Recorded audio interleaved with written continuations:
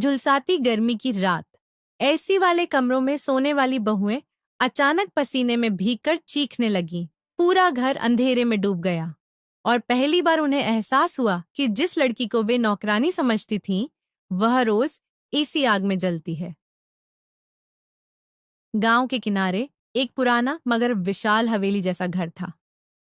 उस घर की मालकिन जैनब बीबी थीं, जो अपने सख्त स्वभाव और दौलत की हद से ज्यादा चाहत की वजह से पूरे परिवार में मशहूर थीं। गर्मियों की तेज दोपहर थी जब जैनब बीबी के घर 3 नई बहुएं ब्याह कराईं। घर में ढोलक बजी, मेहमान आए, मिठाइयां बांटी गईं। तीनों बहुएं गाड़ियों से उतरी तो उनके साथ कीमती सामान के ढेर थे। ऐसी फ्रिज, कालीन, महंगे बर्तन, गहने। सब कुछ देखकर जैनब बीबी की आंखें चमक उठी। वाह वाह, मेरी किस्मत खुल गई, वह बार बार कह रही थी। दरवाजे पर स्वागत के लिए फातिमा को खड़ा किया गया। उसने सिर पर दुपट्टा संभाला, थाल उठाया और मुस्कुराते हुए रस्में पूरी कराईं। गर्मी से उसका हाल बुरा था, मगर चेहरे पर थकान जाहिर नहीं होने दी। मेहमानों के जाने के बाद जैनब बीबी ने हुक्म सुनाया, फातिमा, तीनों बहुओं के कमरे तैयार करो। याद रहे, कोई कमी न हो। फातिमा ने अकेले ही ऊपर के 3 सबसे अच्छे कमरे साफ किए। ठंडे कमरों में एसी लगे थे, मोटे पर्दे, नरम बिस्तर, खुशबूदार चादरें। वह देर रात तक काम करती रही। जब सब अपने कमरों में जा चुके तो फातिमा अपने कमरे में आई। उसका कमरा हवेली के पिछले हिस्से में था, छोटा, बिना एसी के, सिर्फ एक पुराना पंखा जो गर्म हवा फेंकता था। दीवारें दिन भर की धूप से तप रही थीं। वह चारपाई पर बैठी तो पसीना बह रहा था। उसने आसमान की ओर देखा और धीरे से बोली, शुक्र है मालिक, जो भी है तेरा दिया है। तभी जैनब बीबी की आवाज आई, फातिमा, बर्तन अभी धोने हैं, मेहमानों के बर्तन पड़े हैं।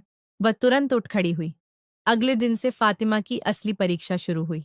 सुबह सबसे पहले वह उठती, आंगन में झाड़ू, नाश्ता, चाय, कपड़े, बर्तन, दोपहर का खाना, शाम का खाना, सब कुछ वह अकेली करती। तीनों अमीर बहुएं अपने कमरों में एसी चलाकर बैठी रहती, कभी फोन, कभी नींद, कभी मेकअप। एक दिन फातिमा ने नरमी से कहा, भाभी, अगर आप सब थोड़ा सा हाथ बटा दें तो काम जल्दी हो जाएगा। पहली बहू ने नाक सिकोड़ते हुए कहा, हम नौकरानी नहीं हैं, हम दहेज देकर आई हैं, काम करने नहीं। दूसरी बोली, तुम्हें आदत है तो तुम ही करो। तीसरी ने ताना मारा, हर किसी की किस्मत एक जैसी नहीं होती। फातिमा चुप हो गई। गर्मी बढ़ती गई।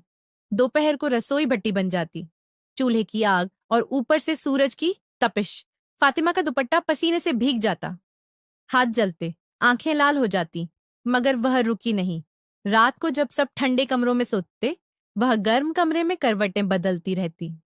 कई बार बिजली चली जाती तो तीनों बहुएं शोर मचा देती, यूपीएस क्यों नहीं चल रहा?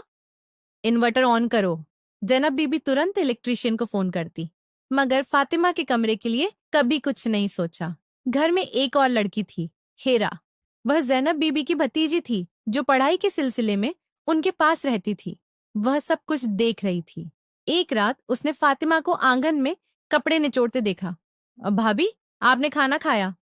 फातिमा मुस्कुराई, अभी समय नहीं मिला। हेरा की आंखें भर आईं। आप अकेली क्यों सब करती हैं? घर है, करना पड़ता है, फातिमा ने नरमी से जवाब दिया। हेरा ने जैनब बीबी से कहा, चाची, फातिमा भाभी बहुत काम करती हैं, बाकी भी थोड़ा करें तो। जैनब बीबी ने बात काट दी, तुम बच्चों को बड़ों के मामले में नहीं बोलना चाहिए, और वैसे भी वे अमीर घरानों की बहुएं हैं, थक जाएंगी तो बीमार पड़ जाएंगी। और फातिमा, उससे आदत है। हेरा चुप हो गई, मगर उसने मन में ठान लिया, कुछ करना होगा। एक रात उसने चुपके से मेन स्विच बंद कर दिया। पूरे घर की बिजली चली गई, यूपीएस भी पहले ही बंद। जैनब बीबी भी पसीने में बाहर आ गई। इलेक्ट्रिशियन को फोन किया गया, जवाब मिला, सुबह से पहले संभव नहीं। मजबूरन सबको आंगन के बड़े हॉल में आना पड़ा, जहां थोड़ी हवा चल रही थी। फर्श पर बिस्तर लगाए गए। तीनों बहुएं बेचैन, चिड़चिड़ी और पसीने से निडाल थीं। तभी फातिमा आई, हाथ में मटके का ठंडा पानी और गीले तौलिए। ये ले लीजिए, थोड़ा आराम मिलेगा। वह सबको पानी पिलाने लगी। एहसास की रात बहुत मुश्किल से गुजरी। मच्छर, गर्मी, बेचैनी। पहली बहू बोली, लोग इस गर्मी में कैसे रहते हैं? हेरा धीरे से बोली, जैसे फातिमा भाभी रोज रहती हैं। सन्नाटा छा गया। जैनब बीबी चौंकी। क्या मतलब?